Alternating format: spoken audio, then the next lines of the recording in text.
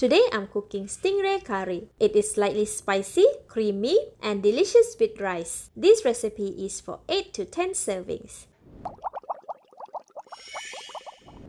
The ingredients needed are 1.4 kilograms of stingray, washed and cleaned and cut into pieces. 200 ml of concentrated coconut milk, 240 grams of tomatoes, cut half into wedges and dice the rest. 350 grams of yellow and red onions, peel, 70 grams of garlic, peel, 90 grams of ginger, peel and chop, 280 grams of okras, 2 green chilies, cut to pieces, 500 grams of purple eggplants, 30 grams of cilantro leaves, 1.2 liters of water, 7 stems of curry leaves, 1 tablespoon of sugar, 3/4 tablespoon of salt, 10 tablespoons of fish curry powder. Here's what it looks like. Half tablespoon of garam masala, 2 tablespoons of coriander powder, 8 to 10 cloves, 1 cinnamon stick, 3 star anise, 6 cardamom pods, 120 ml of concentrated tamarind water, and I will be using 25 ml of cooking oil. The full list of ingredients is in the see more link. Let's marinate the fish. Sprinkle 1/8 tablespoon of salt over the stingray pieces. Rubbing to evenly spread it. Flip the pieces and repeat with another 1/8 tablespoon of salt.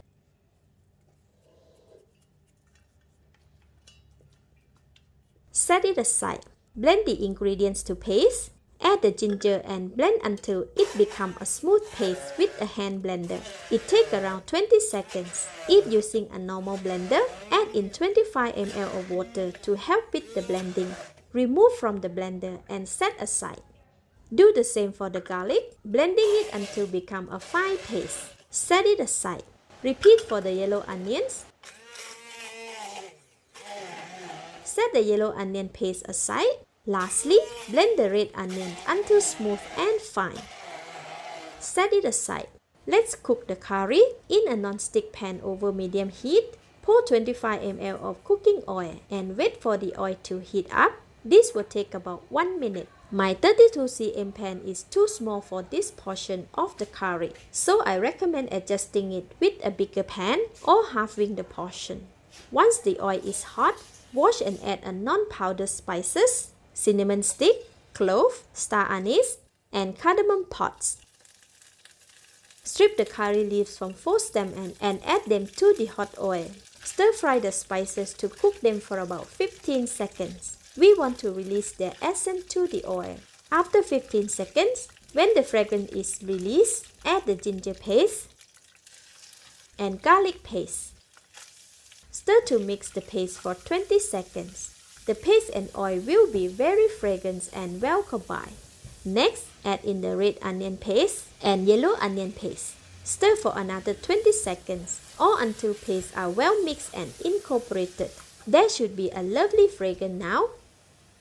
Add the curry powder, garam masala powder, coriander powder, and diced tomato.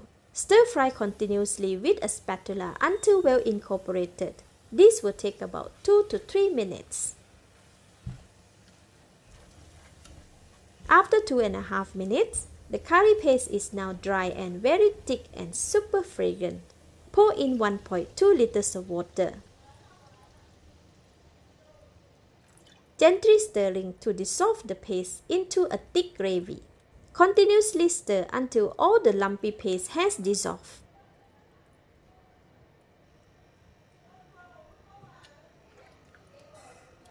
Cover the pan and let it simmer for 8 minutes. Stir in between to prevent burning at the bottom of the pan.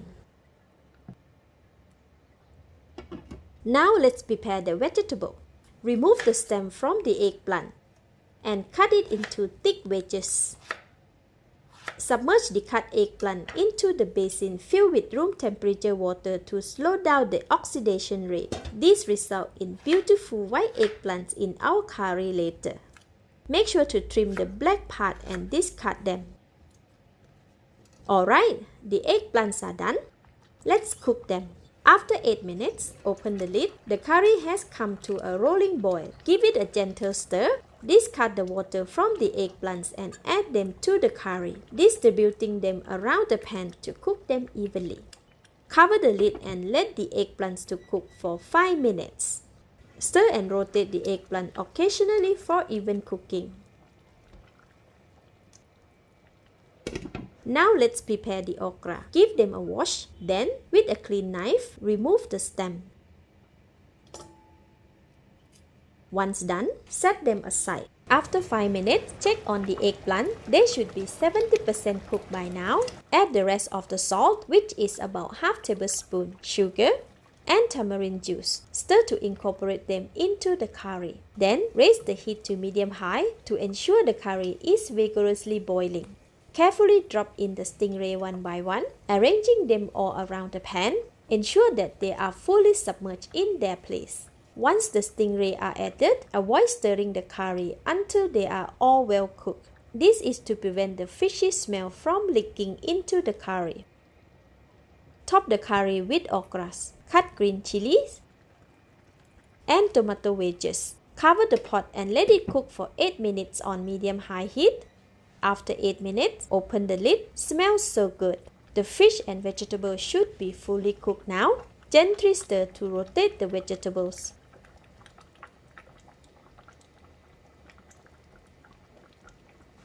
Let's give it a taste.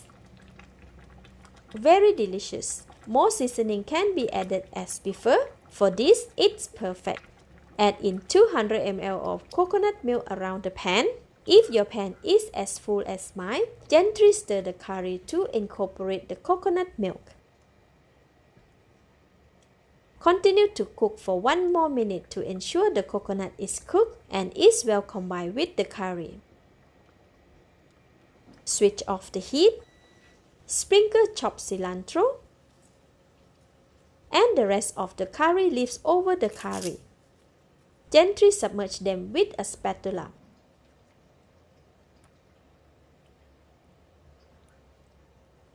And our stingray curry is ready to be dished out. Garnish the curry with chopped cilantro leaves and serve.